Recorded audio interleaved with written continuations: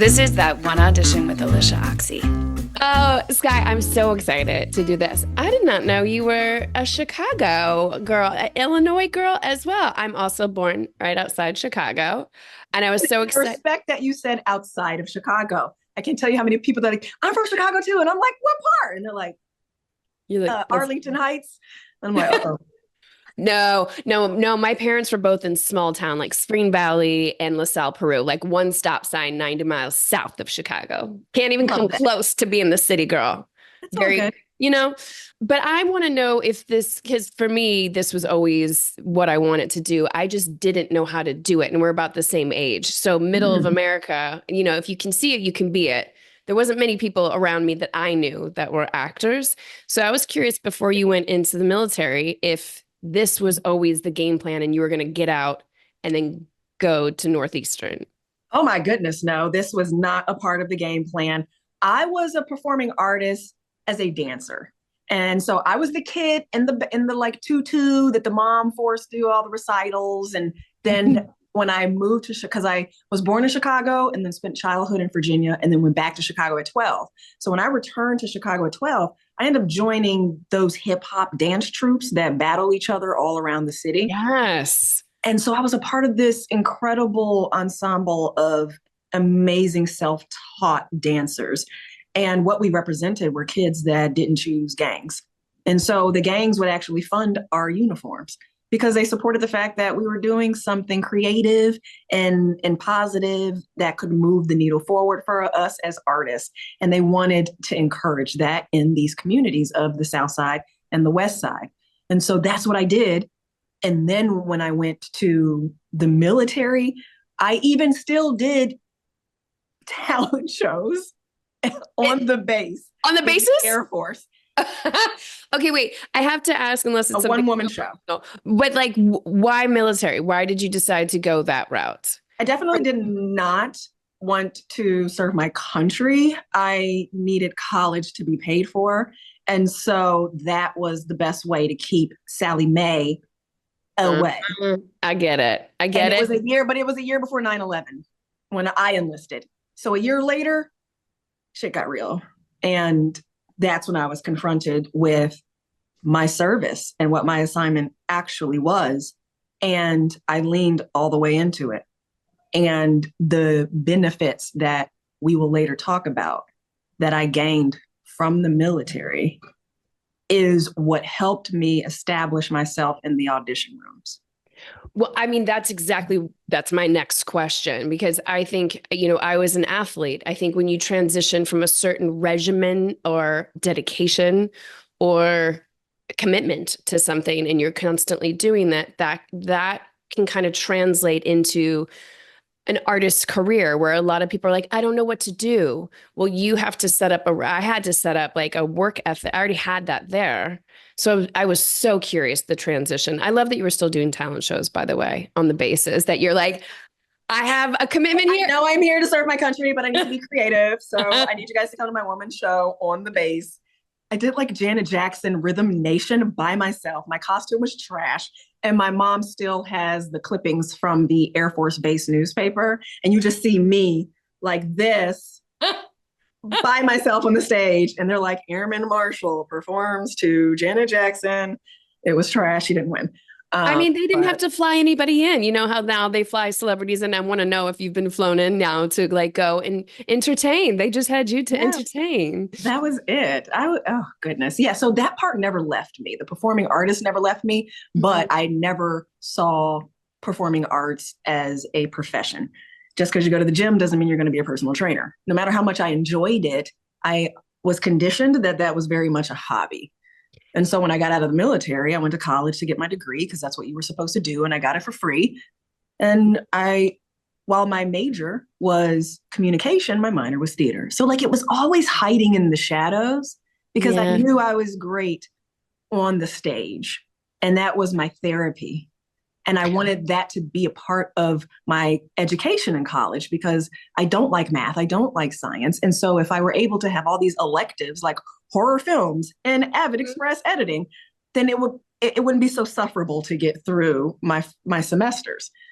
I am again, not Yep. just about acting. So I'm not thinking about it because I did the same thing. I was communications and a theater major at the University of Kentucky. And then I was like, then I'm like, okay, but I wanted to do this. So then I was like, now what do I do? I love that you have the opposite where you're like, I'm just going to do this for relief for myself, for expression. At what point does it transition to like, I'm moving to New York and I'm figuring this out? Because I love that you go to New York too versus Right. When I graduated college, I did my job interviews from Chicago for New York because I just had this vision of being a Black Carrie Bradshaw. I don't know how that was going to work out, but I just needed to be boots on the ground in New York to see how this was going to work out.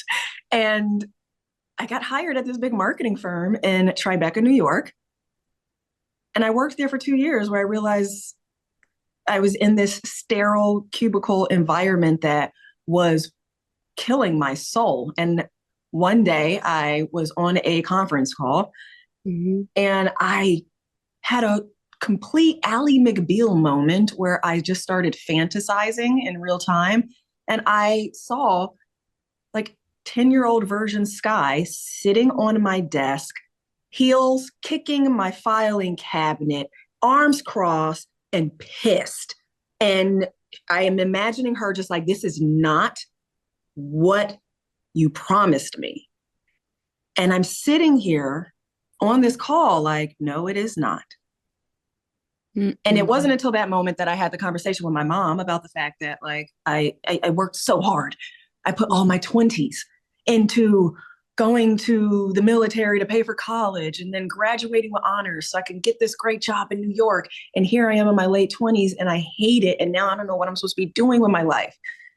And for the first time, she just said, well, then that's what you need to ask. It's for guidance. But whatever it is, you can't judge it. And I joke, I didn't have a relationship with God. I was a fan of his work, like palm trees, breast, paints, plants. Great. You killed it. Congratulations. But a relationship and conversation, that didn't exist. And in that moment, I did not go religious, but I definitely created my own a la carte spirituality conversation. And it was centered How'd that go? I'm curious how it goes. It was a version of like Brene Brown's, where would you have me go? What would you have me do? What would you have me say and to whom? It was that basic. It was that basic. And 2 weeks of this practice, I woke up before my alarm clock and I had the most clearest dream and vision of acting in LA. And I did the opposite of what my mom said around being obedient and not judging it. I judged it immediately. I was like, no, hell no. 1, I hate LA. 2, I'm not about to go to pursue a career that requires no prerequisites. Like a high school dropout could do that. My ego was so involved, right? Like, no, it's too late for me. Like, I'm coming up with all the reasons as to why this is just the dumbest idea right before my 28th birthday. Ooh, right before that Saturn return. Perfect time. Perfect time. Now you're speaking my language. Yep. Yeah. I'm like, we're going to make a switch. Okay. Yeah, and then I was bombarded by it as far as like imagery of LA and California, or people telling me like, oh my God, you're so funny. Have you ever thought of being an actor? Or you're so dramatic. Have you ever thought about being an actor? Or like people pushing me in conversation to where I was like, whatever I was talking to, it is responding to me. Because this is not normal. And well, I also think intention is attention. That's what I always say. So if all of a sudden I got hit with inspiration and intention, all of a sudden it's like when you're like, you know what? I want a red car. Why do I want a red car? Now all you see is red cars. All you see is it. And I think that's such a beautiful testament to following that voice and having that mirrored work, which I think works for characters. It works for, you have to have faith in this career more so than anybody else does, so that you can follow the path of the green lights, essentially. And I've talked to a lot of our contemporaries, a lot of friends, we have mutual friends, and everybody said you have to talk to her about her work ethic and her business insight and wizardry. And I was like, and so I love hearing that this wasn't the game plan and it was inspiration that you were following. So I want to know some of the green lights. Do you go exactly right out to LA after this moment, or do you start 2 months after that? 2 months after that dream, I left New York and went to LA. Okay. So I had 2 months of resistance. Mm-hmm. And now when I look back, the military, college, and corporate New York, that was my formal training. Yes. I want to know how that translates. Like what's your first order of business when you get to LA? Mm-hmm. So first order of business is I end up moving on Radford, right across the street from CBS, Radford Studio. I can see almost into the studio lot. And so I build a vision board. I'm like, I love CBS everything. I always wanted to be on a CBS procedural drama. Here we go. Because someone said, your frequency is what you frequently see. And so I put it on a vision board, and I wanted to be a regular on a CBS procedural drama. And next thing you know, I was a background actor on CSI New York over 20 episodes. Yes. So I was like, okay, I see what you did there. Uh-huh. This is where I now have to learn specificity. Yes. And so being specific about what you want, it is very scary because, honey, my special skills I can cook, I can do hair, I can ride a horse, gymnastics, anything jazz, you want, ballet, yeah, take your pick. farming, like girl sound. I had all the headshots to match. I had the nurse in the scrubs. Mm-hmm. I had the detective with the leather jacket and the suit for business, right? Yeah. I was commercializing my dream. And so when I had to challenge myself of, okay, if I were to be specific, which Leslie Kahn, the acting teacher in LA. Comedy. Yes, I did her intensive when I first arrived in LA. And she has this opportunity that I call where the whole class is sitting in the room. You walk in and all you say is, hi, my name is Skye Marshall. Hi, my name is Skye Marshall. And you stand there and people in the class all yell out what they think about you. Uh-huh. It's all kinds of confusing and feels good at the same time. It's a really weird, yes, the branding. What the is branding Skye experience? Marshall selling us right now? What do we think when we see her? What do we think, right? And so the wild part is they were spot on. And they did not even know, none of these people knew me. But they were like, what were you getting? Were you getting lawyers? Were you getting cops? They were like, authority. I'm seeing like, she can kick your ass. She can probably shoot a gun. Like, I'm like, oh my gosh. Okay. And so that, again, everything was a la carte for me. I don't take everybody's Bible. I pick and choose what feels right for me. But that helped me when it came to, okay, if this is what strangers were experiencing of me walking in a room, and let me match that to the dream roles that I have for myself. Does doing hair and riding a horse need to be on my special skills? Thank you, Skye. Yes, let's check those off now. Get it off, right? I start getting them off. Why did I have the girl next door headshot? Trash. I just started cleaning house until I had it so streamlined that this was the headshot that represented who I am. And it also reflects what these people saw when I walked in the room. Yeah. Got it. Locking in on this. All right. Special skills. And I have to lean on that because you don't have credits when you first start. Right. So what qualities can I bring?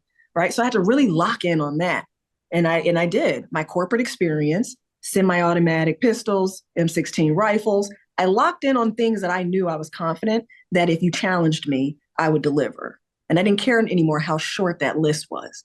Well, and it sets you apart. That automatically sets you apart. I've got a good girlfriend that she owned martial arts studios since she was 16. Once she lasered in on that, she got the lead of Vikings. Like nobody could do that part like she could. Exactly. Nobody in your instrument and your beautiful lineage of history has the same qualifications. But if you put everything in there, then you're in there with every other actor who says they can do all the things. I love this. Exactly. I can't hold a gun like I want to. That part, right? And so when people look at the big picture of Hollywood, I had to dissect anyone and anything that was not a part of what I've now decided. This is who I'm shooting for this role. And so, okay, let's take all the women out of the category. Okay, let's take everybody that's not Black out of the category. Okay, out of these women, let's get my age range. All right. Okay, I'm fit. Okay, this is my training with these props. Okay, it started getting so small that I'm like, there's my There she is. there's my circle of colleagues that I'll be seeing in the room. Mhm. What I then did, those women, I searched for them. I found their work. I knew who they were, or people may have seen them always in something, but they weren't household names. I made a grid of all of their pictures. And with this grid, I made it the screensaver of my cell phone. Yes, Queen. Now I have a vision board on my phone, seeing that I'm picking it up all the time. And as I looked at it, I just said, I will have a seat at this table. I can't wait to have a seat at this table. There is a seat at this table of these beautiful Black women between 25, 35 that are fit, that are athletic, that are well-trained and funny, but also can handle their trauma. I mean, I had to your contemporaries. Yeah, I'm curious who some of your contemporaries were. Because it was, like Alyshia Hines on 911, who I later worked with. Ochse, who I later, worked with. I wanted to see how many people you've worked with. Oh my goodness. Yeah. Tons. I mean, honestly, I would say about 75% of that grid are women that I can call directly. And even though that was, oh my God, maybe 14 years ago, just a month ago, one of the women I hadn't met, I saw her, DeWanda Wise, and I went to her and I told her, you were on my vision board on my phone, that I would have a seat at the table. And now here I am, a series regular with you and the likes of all of your friends. Yes. Right. And now you heard me say 15 years. So that's what I also did, which was important to me, is detach myself from time. I would tell people, I plan on doing this till I'm Cicely Tyson's age, so what's the rush? I plan on doing this till I'm Betty White's age, so what's the rush? Yeah. When they were alive, that was my saying. And so I didn't have to kiss the guy. I didn't mind getting dirt under my nails, but I just needed to hurry up and lock in on the vision.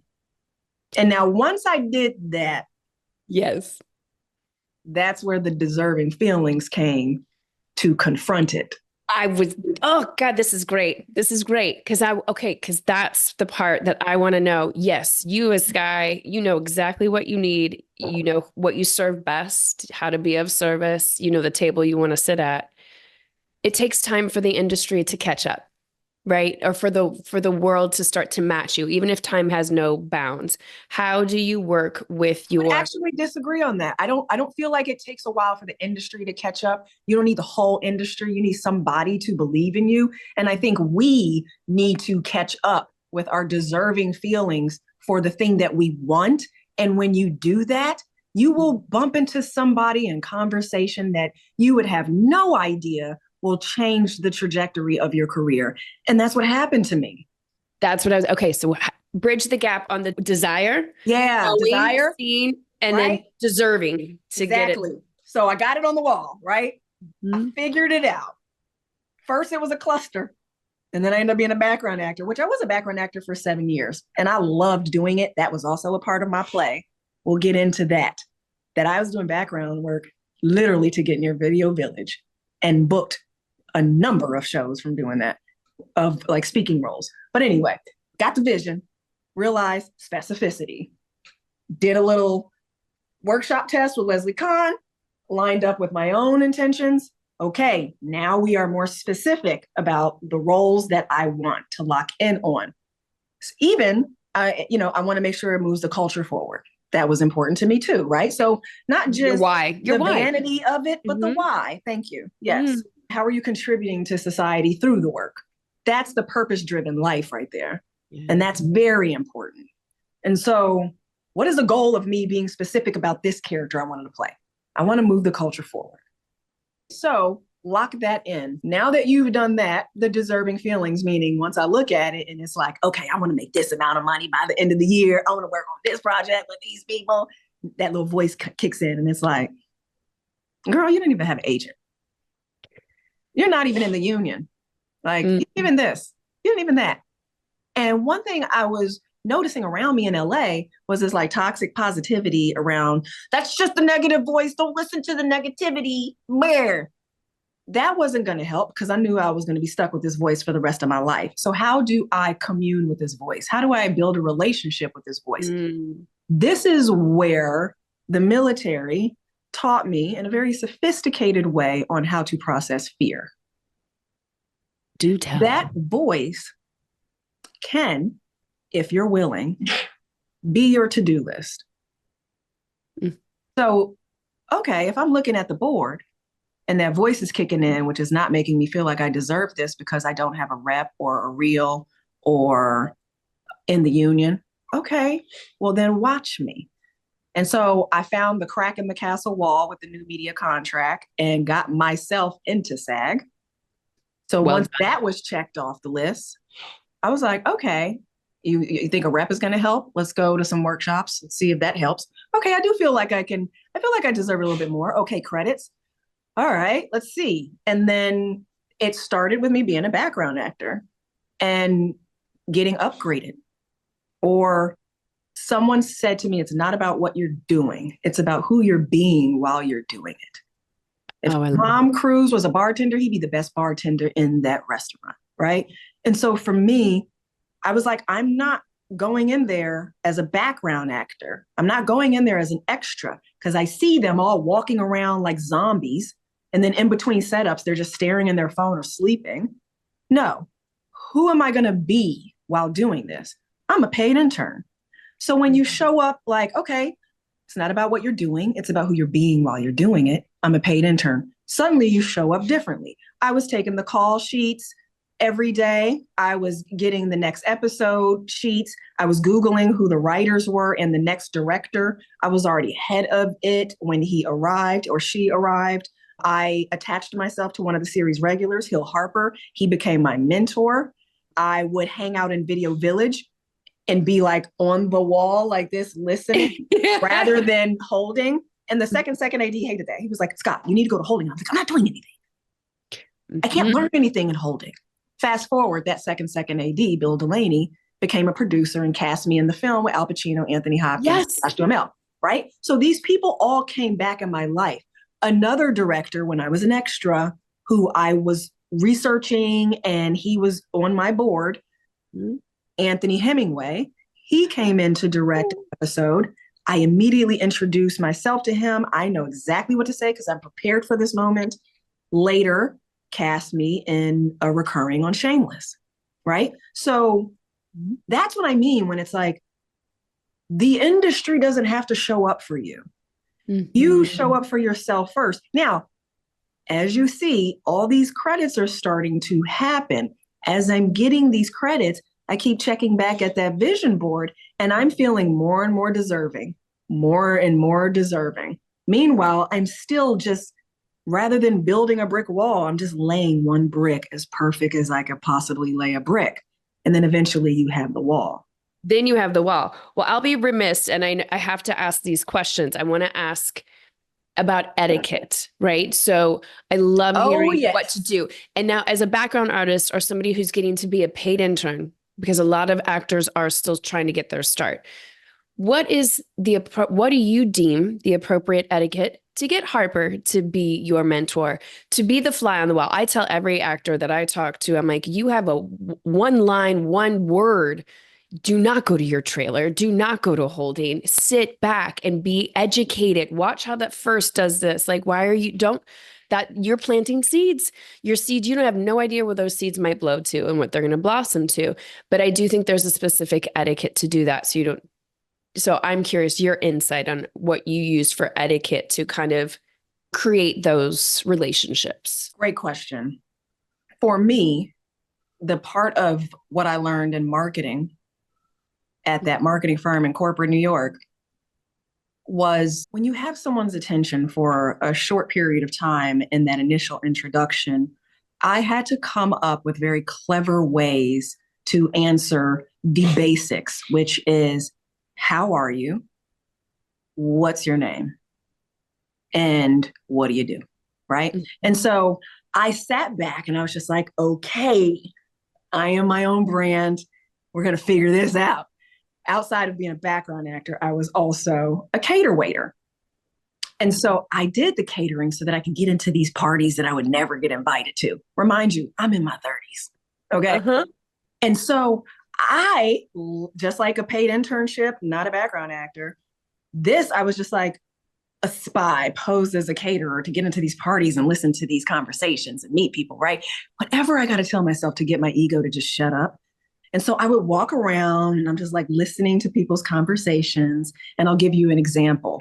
I'm seeing everybody congratulate this director by the name of David Nutter for his pilot Arrow getting picked up. At the time, David Nutter was known as the pilot whisperer. And so I'm hearing everyone saying his name. I go run back into the kitchen and I Google and I'm like, oh, that's who that is. Cool. I'm already prepared with my, how are you? What's your name? What do you do? Right. And if they don't ask you, how are you? You ask them. And by default, they ask you. And so I'm walking around and I go by David and I say, hey, how you doing? And he's like, I'm good. How are you? I was like, cool, cool, cool. You know, just trying to keep from selling weed, but God is good. Mushroom griddle cake. And at the time, there weren't dispensaries around. You know what I mean? And then he's like, what? And he just starts cracking up laughing. And I was like, you know, just trying to stay off the pole. You know, the devil's way is a carpool lane. I'm trying to, you know, stay true and keep my morale. Would you like a napkin, sir? And he's hollering, right? Because he's just not expecting this. And then he was just like, you're trying to stay off the pole. I was like, yep, I am, because this sucks. And he's just like, what's your name? And I was like, my name is Skye Marshall. And I was in the Air Force, so I've heard all the jokes. I don't need to hear it. Mm-hmm. That was my little sneaky way of getting that. You were in the Air Force? Mm-hmm. Yep. So don't even try the jokes. And you know what I mean? Like, you're not trying, but you're also not lying. And you're just being yourself. And not trying, not lying. I mean, you know, and so then I was like, I gotta go, unless you want this last mushroom griddle cake, you know, and then you just abort. You just get out of there. Right. And that worked for me. The how are you and what's your name? So what happens? He ends up finding me later. So what is it that you actually do? Are you an actor? And I would always say, I'm a professional actor. Yes. I would never say I'm pursuing acting. I would never say I'm just an actor. I would say I'm a professional actor. Yes. And so then he connected me with 3 generals, David Rappaport, who I later booked Chilling Adventures of Sabrina with on a heavy recurring, John Levy, who again met me in that moment with Anthony Hemingway when I got Shameless. And then Eric Dawson, who endless shows I've booked through UDK. But who knew that was going to begin for me tray passing some mushroom griddle cakes at a party as a cater waiter, bumping into one human being and being prepared by responding to the basic questions. You are the wizard. I'm going to give you that title. I've interviewed 780 plus actors. And it's invaluable to hear how to position yourself, to not try, not lie, but leave a little something. I always say, leave them wanting more, right? So actors that are putting up like 120 headshots, I'm like, leave them wanting more, not like, that's too much. Like, if they've already seen everything, you're talking yourself out of a job, out of a connection, out of a relationship. And I think it is back to the basics of relationship. How do you date, you know? Yeah, okay. It is that. And also, if you have someone that you have that, you have that connection like I had with David Nutter in that moment. After I had those generals, it's not like suddenly they were bringing me in for auditions, right? They did David Nutter a favor. Exactly. It's what you do moving forward that's going to keep the relationship and the connection. Instagram provides that opportunity. If somebody is public, that means they want just as much attention as the rest of us. Just give it to them. We know why we're on social media. We know why we stay public. We know why we share. Why not? If these people, and this is not in an opportunistic way, form, or fashion, if you specifically chose these people, you sought after them because you are intrigued by their talent. You are a fan of their work. This is somebody you want in your community. You want to be friends, at least I do, with these amazing artists. Then now, if I go on Instagram and I see that you're public, I am happy to support whatever you're sharing. And I would do that from the comfort of my own home. It was easy for me to maintain these connections.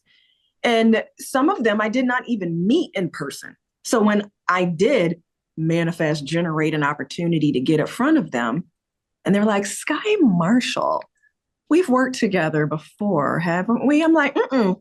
They're like, sure, I must know your work. Meanwhile, I like the last 15 pictures of Hassan's bar mitzvah. But it doesn't matter. She don't need to know. Right? But it's just like, boop, boop, boop. Love the back numbers game. Boop. Something great with that. Congratulations. Boop. Right? It's so true. It's so true. But I'm just there to support. You are not only to support, but stay in the conversation. It's just staying in the conversation. I did this episode a while back about rethinking about development versus relevant. Development, you're just learning. You can go through several developmental phases in your career. Matthew McConaughey went through one when he was like, no more rom-coms. I want to go serious. So he had to develop that part of him. And now he's relevant in that. Relevant is just mastering something. So how do you learn people? How do you master working on the relationship? And I think that has obviously been so fruitful for you. And I'm now so curious how you handle an audition. You can grab anyone's. I have specific ones I want to ask you about because I can see the connect the dots, but I always love to see Speaking of what you just said about Matthew McConaughey, that's also extremely important, is that you have to graduate yourself. So when I started getting co-star one-line, one words, I collected about 2, 3, 4 credits, and I said no more.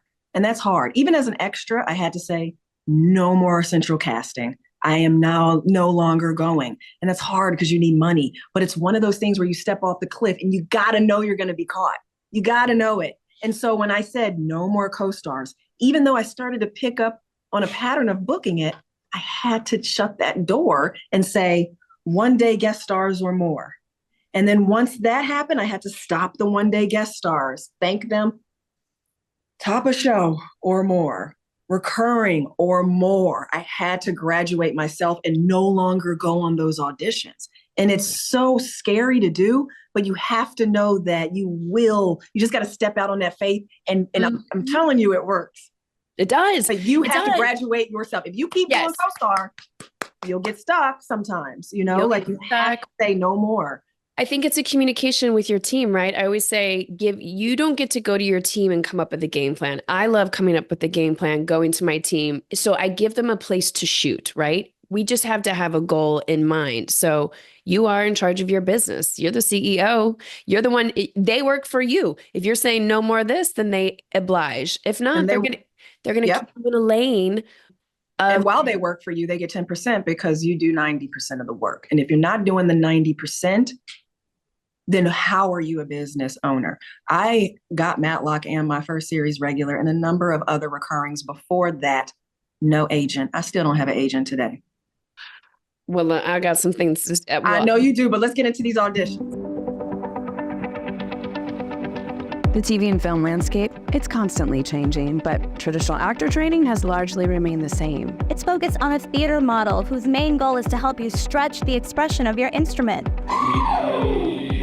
That's why you can have years of training, from scene study classes to audition classes, to even an MFA, and still not be able to book a 2-line co-star. That's why we created The Bridge for Actors, a collection of tech, craft, and business online courses to teach you the skills that you need to go from a student of acting to a working actor.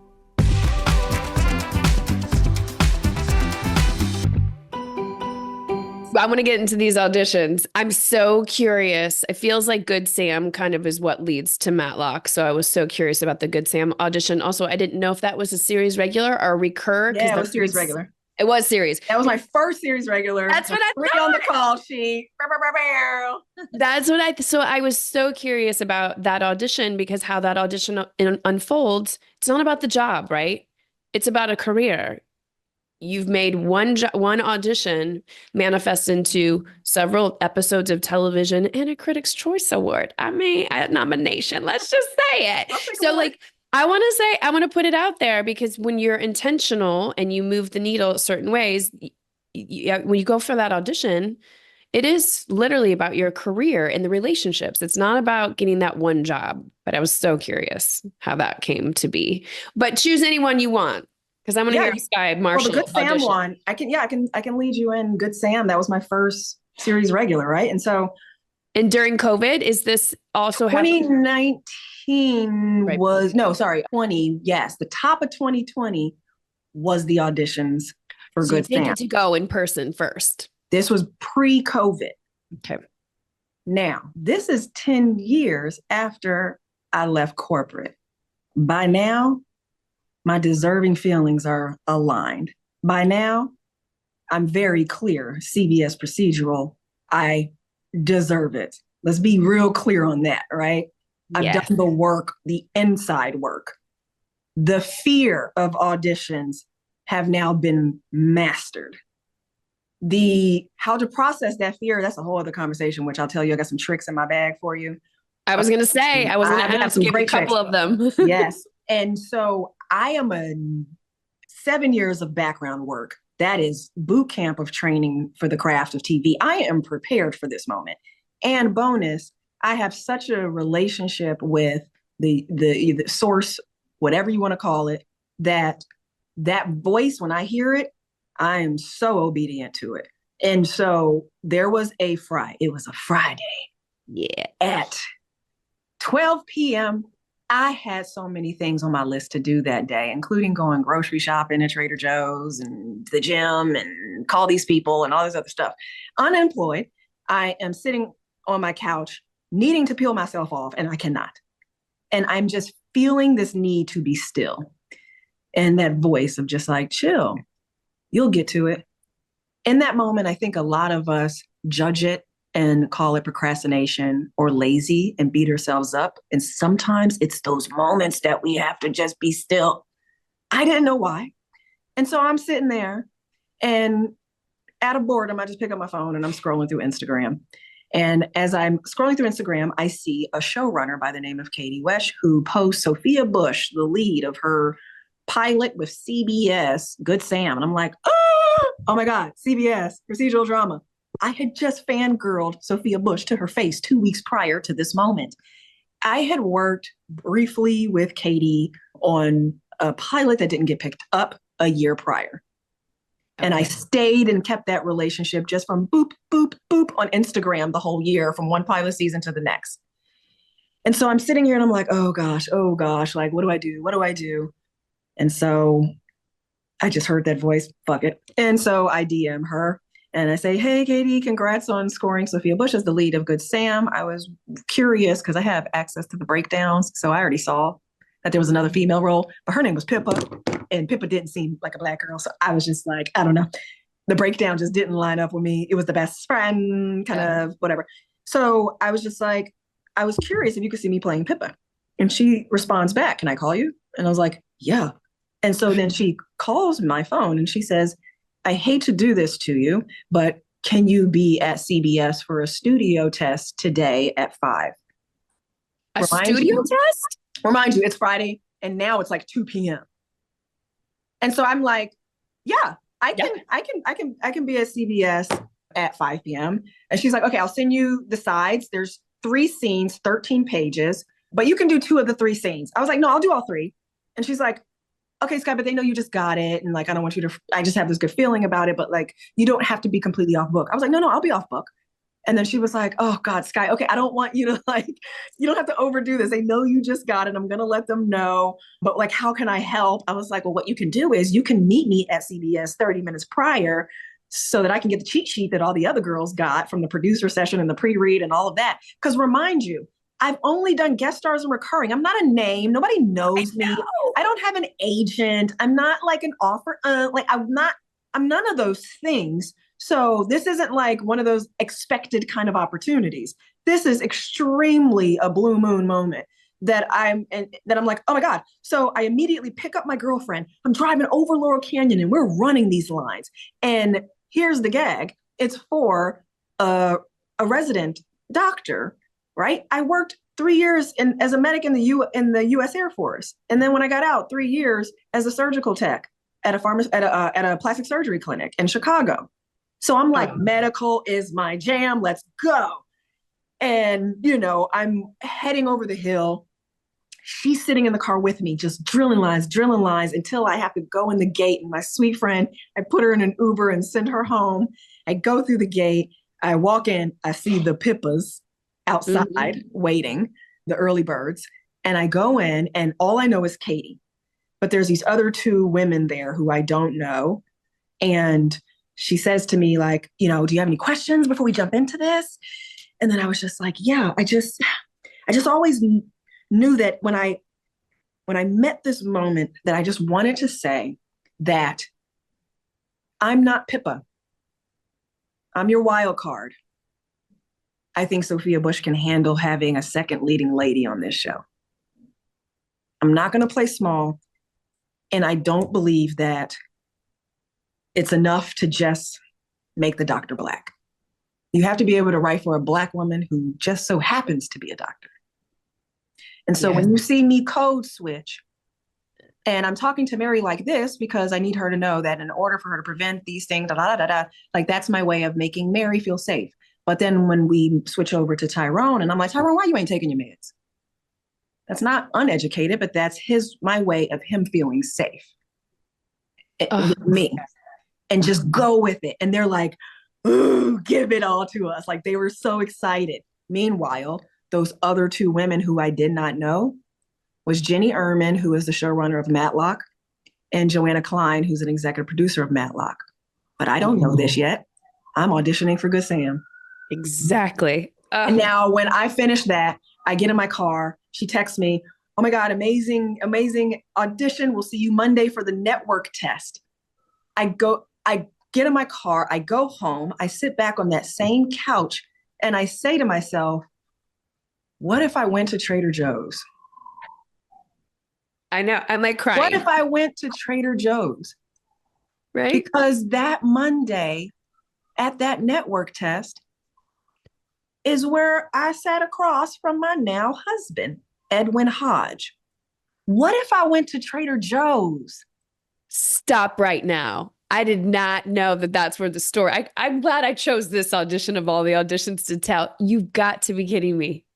What if I went to Trader Joe's? And so I think when people remove themselves from looking at Hollywood like it's a person, like Hollywood's shut down right now, or the industry, it takes a while for them to notice you. Like if you look at it too broad, just start to make it very small, figure out who the people are that you admire in that little category, put them on a board or on your phone to let them inspire you that you will be a part of that community.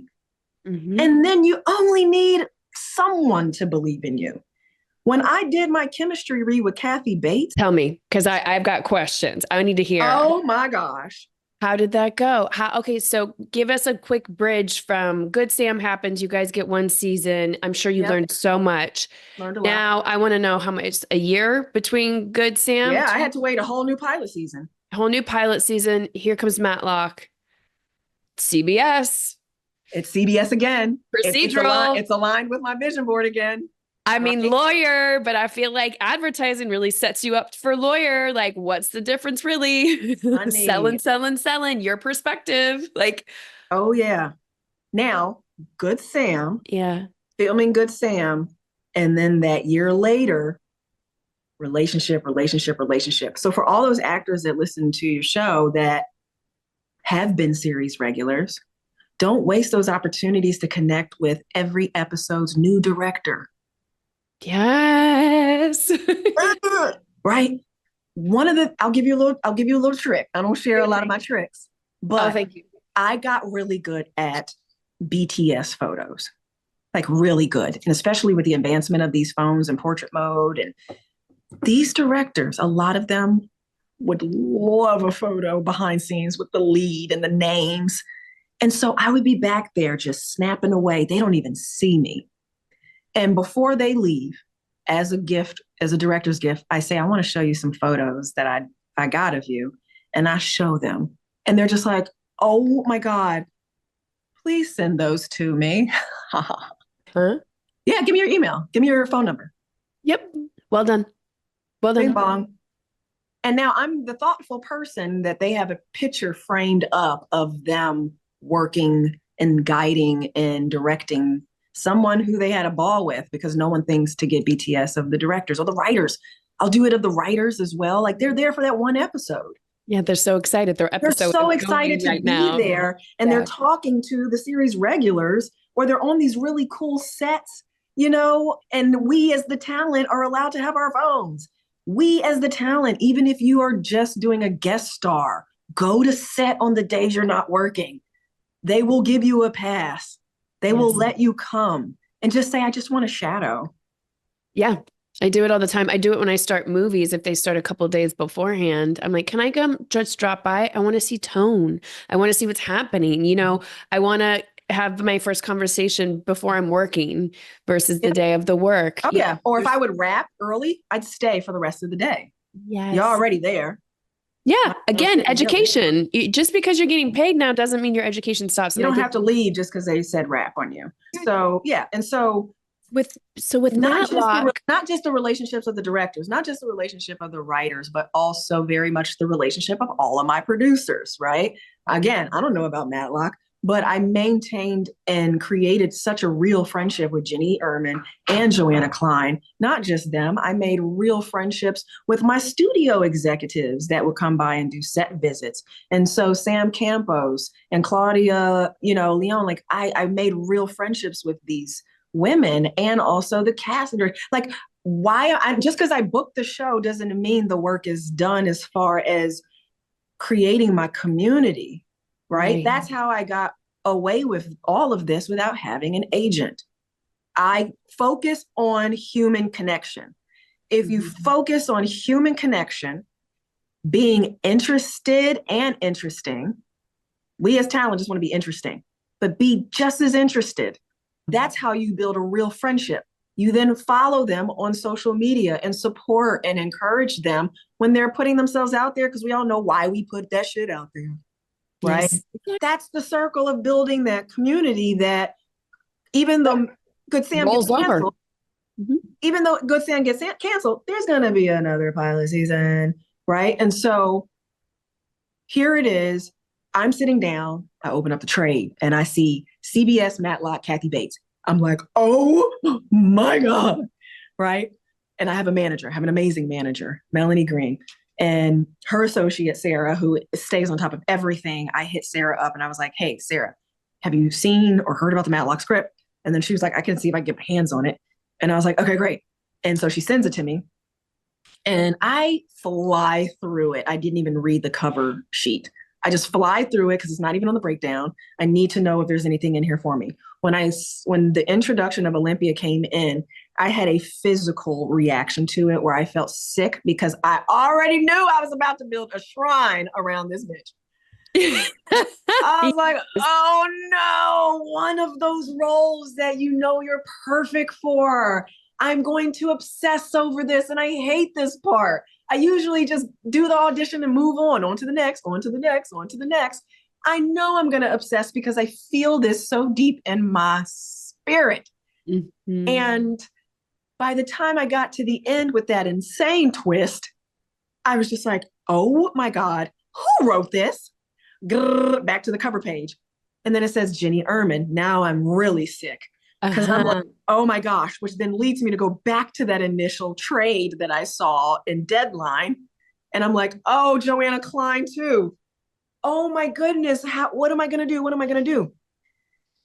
Katie, the showrunner of Good Sam, happened to call me, text me first, but then we got on the phone that day. And she said, I don't know if you saw on the trade about Jenny and Joanna doing Matlock. I haven't read it, so I don't know if there's anything in there for you. I was like, let me stop you there. There is something in there. Her name is Olympia, and I don't know what to do. And she said, what do you mean you don't know what to do? Do what you did to me. Mm-hmm. You DM'd me unsolicited. Yes. They may not know if you're available. They may not know if you're interested. And when they hire these big casting directors are going to bring the most incredible, elaborate short list of talent. You have to let them know. And I said, you're right. Rather than calling them, rather than texting them, I actually shot a video of myself. And in that video, I showed them with pop-ups. I edited the video with pop-ups of all the things that I had worked on since Good Sam had ended. And they were all indie projects. But in the video, I said, the only thing I ask is that you put me in the ring. I already know the short list, and I already know that there's some beasts that I would be going up against, but I am ready and I am prepared for this moment. Just put me in the ring. Ooh, yes. Jenny reached out and was like, yeah, of course, we would love for you to read for Olympia. Absolutely. You'll get the sides by tomorrow. Tomorrow came, no sides. The day after that, no sides. In fact, I'm seeing and hearing colleagues of mine getting sides. And so I'm like, Now, one thing I left out with that Good Sam conversation is that I was submitted multiple times for that character on Good Sam, and casting did not bring me in. This is just my own assumption. Sometimes, if you're paying the big bucks for a casting director, what use were they if you just hired your friends, their boss's friend or their boss's peer, right? Like, they want to really show who they can bring to the table. And sometimes that can override your friend list. Mm-hmm. And it is unfortunate, but the friend list sometimes comes in if their list doesn't get cast first. And so while I sat back and waited, I started to kind of get a little PTSD of like, oh man, this almost happened to me with Good Sam. If I hadn't reached out directly to Katie, I still didn't know what to do. And so then I spoke to my manager about it, and we both agreed, well, let's reach out to casting East Coast. And so they did. They reached out to Rod at CBS, and he's like, wait, so you are in New York. You're not in LA, because that's Mary Vanou's territory. Like, I'm like, I am actively in Brooklyn right now. And he sent me the sides. And so I taped for it. And then I had to do a producer session. And I had to go through all the ranks. And well, I want to stop you there, because I always ask this, and I think this is a perfect time to ask this is, okay, you get the Matlock script, you read it, now you have the sides. Other than reading it, how, especially because it's self-tape, how do you approach putting together an audition tape now? Like, what are some of the things that you do? You know this character through and through. Are you the type of person that can just go, okay, I'm going to learn the lines, I'm going to throw it down? What tools, techniques have you acquired through your lineage of learning in different ways? So for me, it is stages. And so the first thing that I do is memorize. Mm-hmm. I need to be 100% off book. Me personally. I'm one of those old school where like, it'll be in my hand, but I will not look at it. And it's just so I can be free and loose and just kind of go with the wind. And so that's my first move is I am 100% off book. I don't care if the audition is in hours. I'm going to do my absolute best to at least have that. And so once I get done doing that, then I now look at the white lines, which is all the space in between. Mm-hmm. And that's where people that watch Matlock, I've had a lot of fans of the show compliment the physicality of my character. Yes. And so I then just kind of do the scene without speaking. Like without speaking, I hear it in my mind, but my physicality, I'm just feeling it. I'm putting it in my bones, because one of the coaches that I put my seal of approval on, Gregory Berg, who taught at Yale for a very long time and has a studio, the Berg Studio in Los Angeles. He's very much like, if I mute the television, I should be able to feel what Mhm. you are experiencing, right? He's not a big fan of that very still, quiet, no Yes. movement thing, unless it's like very much for the character. But anyway, so I want to feel what it feels like to be Olympia. I want to feel what it feels like to be in that suit, to have this, I had the bob, right? Like it was very much around my characteristics anyway. And then from there, I've just played jazz, and I am blessed to have somebody to work with, Edwin Hodge, who is An my incredible husband, and actor. he's an incredible actor. He's on FBI Most Wanted, but he's done procedurals. He was on Good Sam with me, and he very much knows that pace is important, right? And so playing off of him, and that's really much the groundwork for me. And when we do the self-tape together, So it's fun. hard for me to get him. I'm like, you don't have to act. This isn't your audition. This isn't about you. This ain't about you, sir. I need you to tone it down because you're right by the camera. Okay. I need you to just actually turn around. Just turn around.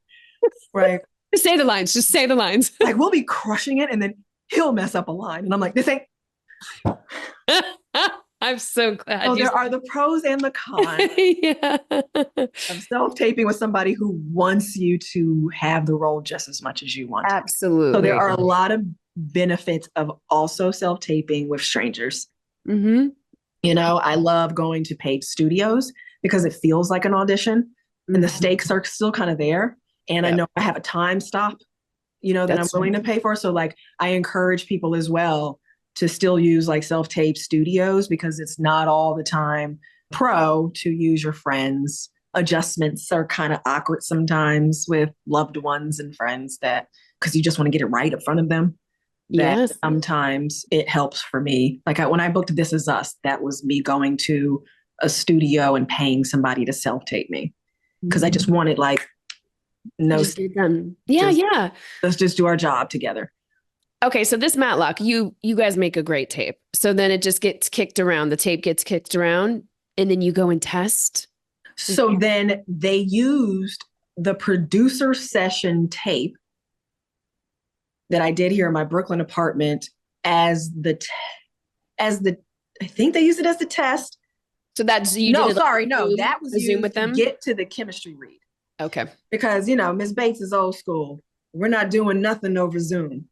yes, They need to be in this room, and I need to see who I'm working with. And so here's a really funny story. So I get to Los Angeles, and Ms. Bates was not feeling well. She was under the weather. And so they had to postpone the chemistry read by 4 days. And so now I'm like, no, I'm sitting in LA at the Mondrian Hotel, which like sounds glamorous, but it's not fun when you have all of these nerves and all the work that I have done. I'm just like, it's not meant to be held this long. So now I'm being challenged on like processing my nerves day after day, when I was ready to fly in, kill it, and get out of there.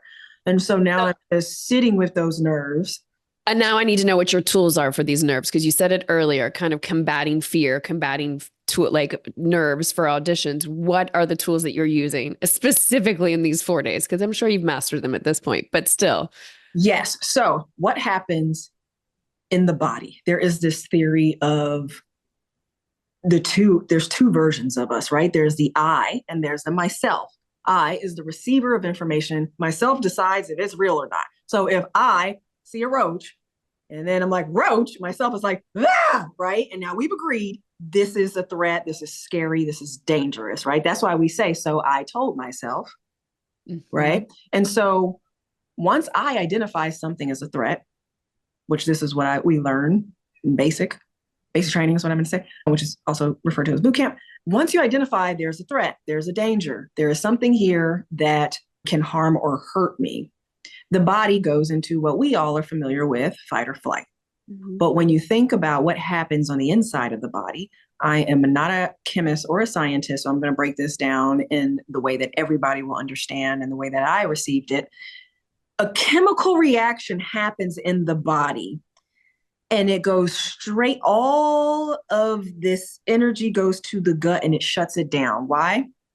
Because our digestive system uses so much energy throughout our body throughout the day. People say butterflies in my stomach, or before a TED Talk, they feel like they're going to throw up, right? So your digestive, that system it shuts down, and all of that energy goes to all of your major muscles so that you can either fight a saber-toothed tiger or run as humanly fast as possible.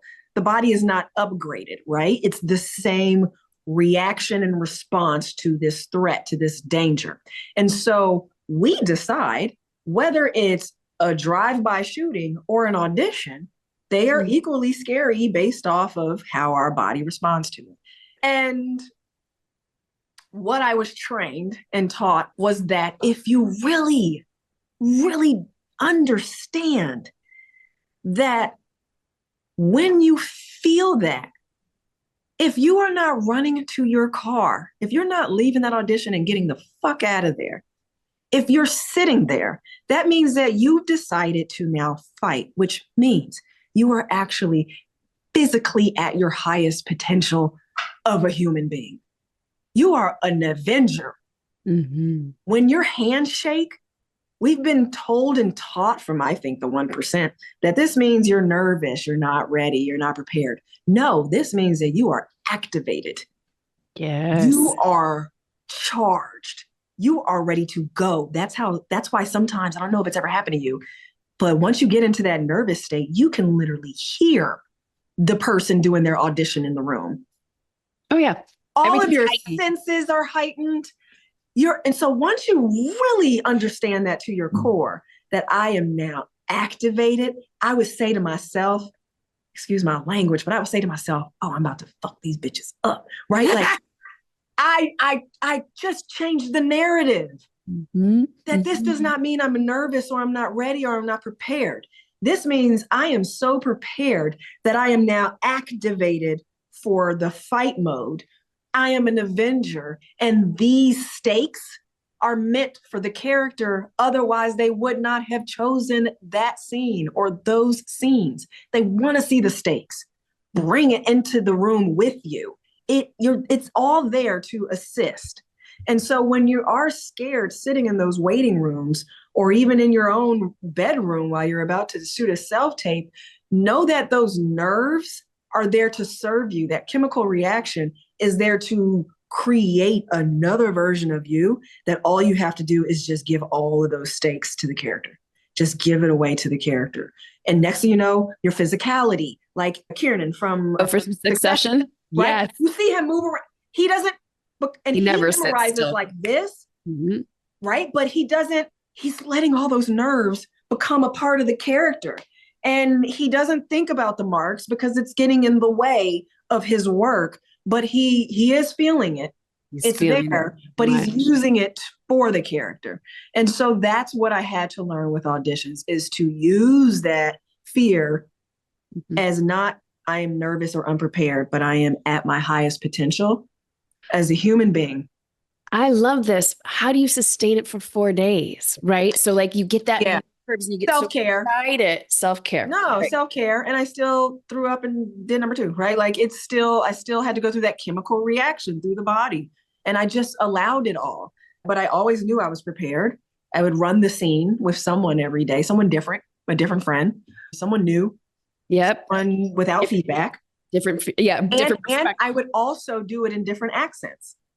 Like I would do the scene in a Jamaican accent. I just stopped caring so much that I was having so much fun. And so different accents really help because I'm more focused on nailing the accent than I am giving the character choices or whatever. So Yes, I love that. So, and now we're laughing, right? It takes all. Well, you're exercising it in your body. Like I do. I love doing dream work. And then you kind of have to exercise it in your body with different emotions, different thought patterns. You're not hammering it the same way. Memorization. It's not becoming so, it loses its energy, essentially. Absolutely. Absolutely. And talk to me about this test with Kathy Bates. Honey, with Miss Kathy Bates. So I went to Mary Verneu's casting office. Now, remind you, I have not been in the room for 2 years, right? Because of COVID. I auditioned for Good Sam right before COVID. And then a whole year went by. And then we shot Good Sam, which was another year that went by. So it's been 2 years since I've been in the room. So I go in, and as I go to the sign-in sheet, I see the names. And I'm like, oh, here we go. But again, I've already changed the narrative of my competition. This is, ooh, look, I have a seat at the table. I was just going to say, did you have the seat at the table? Oh, yay. Right. So now I'm like, right. It worked. So now I'm celebrating this sign-in sheet rather than getting intimidated by it. Mm-hmm. I'm like, and so I then look on the couch, I see a designer bag. I'm like, I bet I know which celebrity that bag belongs to. Like, I'm just having fun, right? And so then in walks an actress, I won't say her name, but in walks an actress who was on my vision board, but I already know her. We're already mates now. And she comes in, we celebrate seeing each other. And she says, I was like, oh, the sign-in sheet is over there. And she was like, oh, you know what's crazy is that I had already auditioned. And then I got in my car and I was leaving, and then they called me to come back. So I don't know, I guess that's a good sign. And I was like, I know, right? But I had an Ally McBeal moment where I took a sword and cut her head off. I love these Ally McBeal. I don't know where the sword came from, but I cut her head off for even saying that to me. But then in reality, I was like, oh my God, that is a good sign. So you were already in there, because I know how to play this game. You were already in there. So like, what was the room like? Like, where's the camera? Where's the reader? And she was just so generous because she's an amazing human being. And I know her personally. And so she was like, the room's amazing. Like, all the women are great. The camera set up here. The reader's going to be on the left side of the camera. You're right. And then Kathy's going to be on your right. So just, play to the right, however you practice, she's going to be on your right. But, because she was under the weather, she kind of keeps her distance, but just work with it. And I was like, okay, cool. Thank you. That was so sweet of you. And so that's how I took something that could have intimidated me and used it to my advantage, because you can't allow yourself to trip up. You got to keep seeing it as opportunities to make your experience better. This is your experience. Right. And so she went back in and left. And then when I went in, I said hi to everybody. And I looked at Kathy and I just said, can I hug you? I was wondering if you're going to. The other actress just told me she's keeping her distance. And here I am coming in talking about, can I hug you? And Kathy looks at me and then just walks right into my arms. Because for me, I was just like, if she can just feel how long I've been working for this very moment. And she looked up at me and she was just like, she smiled a little, and I was like, you ready to have some fun? And then she's like, yeah, do it. And then from that moment on, we just literally had so much fun together. I messed up my line. She messed up her line. I even was like, Kathy, this is also your audition too, just so we're clear. Like, we were just having fun in the room. And she did her Kathy laugh, ha! And it was just such a good time. And by the end of the audition, I said she hugged me again before I left. And I said, let me just say, I've already won. I got to fly Delta One to LA to act with Kathy Bates for 15 minutes. I already have a bottle on reserve I'm going to pop. Speak amongst yourselves, but my tank is full. And when I left, they said that Kathy turned around and said, it's her, right? And they were just like, oh, thank God, because no one wanted to tell her that they knew me personally or that they worked with me, because they wanted Kathy to choose who she felt she had the most chemistry with, without anybody else's opinion, without bias. They wanted her to decide, like, who are you going in the trenches with? And because Kathy was in that position with Misery, where everybody was pitching these huge names like Barbra Streisand for Annie, they decided to believe in an unknown. And that was Kathy Bates. And she got an Oscar for that. And Kathy rolled the dice on me. And I saw that list. And she trusted that I was going to be able to show up and deliver. And that's exactly what we did. And that's exactly what you did. Congratulations. Truly. I think as an actor, to get so specific, to get so in alignment with where you are, to listen to that voice, to be your champion, to have curiosity and be genuinely enthused about what we do and pivot as much as you have so many opportunities like that. It's such a joy to watch you work. It's such a joy to watch you work. I know you guys are having fun. I always say when I'm teaching too, if you're having fun, we're having fun. If you're squeezing it to death, I'm nervous. I don't feel good over here. What a testament. It's been such a joy to watch your body of work for the last couple weeks. And I love the moments when I get to sit with somebody and deep dive. You've done such a service today, not only for everybody that's listening, but like you really can change perspective. And it's not this hokey dokey, like manifesting. No, it's getting specific with an intention and attention, and then being excited to see how it comes together. You don't have to figure out all that stuff. Absolutely. And always be a student, even while filming Matlock. Kathy is a master class of my craft. And days that I wrap early, I stay and I watch, and I'm shadowing the directors, and I'm listening to the producers, and I want to know what it's like to be a producer. And I'm going to the writing room and I'm listening to their conversations. Like, always remain a student, always remain wanting to make new connections. Just because you know people doesn't mean they know you. So if they're not bringing your name up in the room behind your back, it's because you're not creating a deep enough human connection with them. And it has to be more than just wanting to work with or for someone. Want to know who they are, because they are interesting just as much as we are as talent. And they love what we do for a living. And we should love what they do for a living, because every job makes the world go round, and we all are collaborators. And one of the things that I love so much about your show, and specifically the last one that you shared, you asked him like some questions about weird auditions, and like worst auditions. And we all have those stories. We all have those stories to share. And it's never too late to reinvent yourself. I left the corporate world at 28 to start this industry. Always consider yourself a professional actor from the day you decide to be an actor. Do not call yourself developmental actor or pursuing acting. You are a professional, whether you have the credits or not. Get very specific about what it is you want to do, right? Yeah. And a lot of it was just the inside work. It was the inside work. And Edwin Hodge and I both come from incredible single mothers where we both built our own careers independently from nothing. There is no magic wand effect that happened between my career and his trajectory as well. We just really did the difficult work of who are we? What am I fighting on the inside?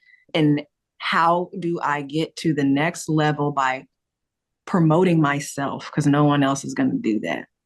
And honoring yourself. And honoring yourself. And Honoring yourself. That whole taking 10 years to be an overnight success, it's usually 10 years to really just come to grips with who you are and be okay with who you are. And you don't have to be young. You don't have to be skinny. You don't have to be this or that. You can be who you are. And it takes us a long time to really find that value and that self-worth. And that, to me, is what propelled my experience as an actor. Well, and you're everybody that shed light on who you would be in this conversation is so right on. You're such a wizard. So I'll be remiss to ask one last question. I know we're a little bit, but I think this is valuable. Your business sense is something that people need to emulate and hear and understand, because it's so, like you said, the inside work. I'm so curious, why no agent yet? Because I know you're sought after. What's your business around what you want, or how you work with your team to decide if that's somebody that you need on your team or not?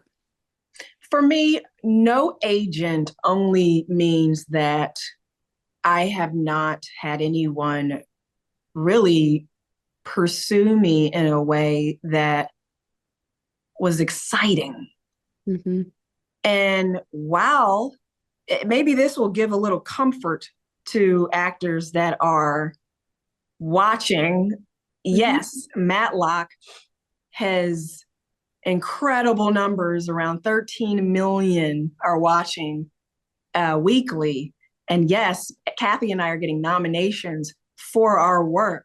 But how about 8 episodes have already aired My followers on Instagram have not moved.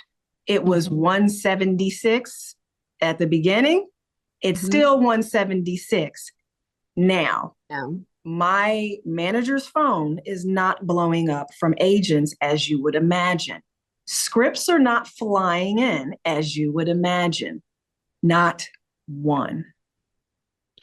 I have not been asked to have a meeting with an agent at would say Gersh. I would think Gersh would be like, hello, thank you. So that's what I mean. So when you think about the fact that I have this and I'm nominated for a Critics' Choice Award.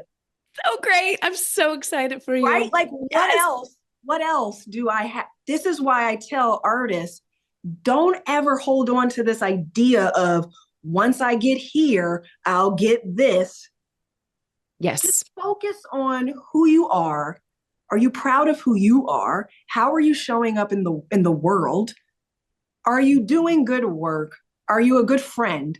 Are you a good family member? Are you creating any kind of service, whether that's volunteer or just communication and connection with people by sharing advice? I'll do these all day, right? Because I just want to share anything that I've ever learned and just focus on those things because it's not what it used to be. And I don't know if that will change, but I am okay and I am at peace. And I am right back sitting here saying season 2 doesn't shoot until June or July of 2025. Let's audition. I'm waiting for an audition for an indie film or a guest star like everybody else. But go ahead and understand my team's phones are not blowing up. And was that a surprise to me?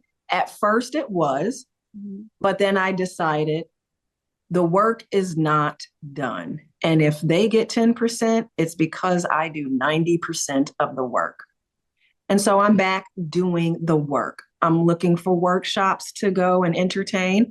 I'm reconnecting with people I haven't seen since pre-filming of Matlock because I was so slammed and needed to rest. Like again, you just keep being who you are, but let go of this expectation on how, quote unquote, Hollywood is supposed to show up. And so to be frank, that's why I don't have an agent. Thank you for being so honest and so transparent. I think people want to play a game of chess all the time. And they're like, if I make this move, I'm going to win the game. And yes, there is a move in chess that you can make that move and you can win the game. But it really... Yeah, and it does happen for some people. And it does happen. Skye from Shogun, phone is ringing off the chain. But we have different audiences. We have different global experiences as far as like, I don't know. There's no formula to this industry.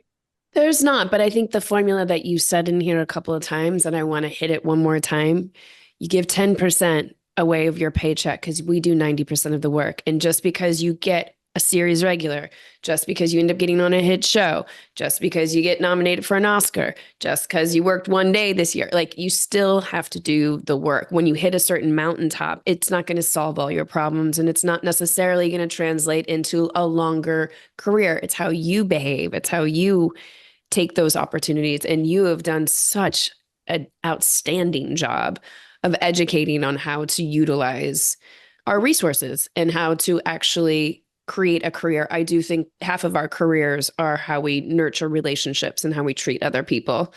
And that's why people can look at your resume and see exactly how that all transpired. So you're a force. What a dynamic, amazing times shared with you. Come back, please, anytime.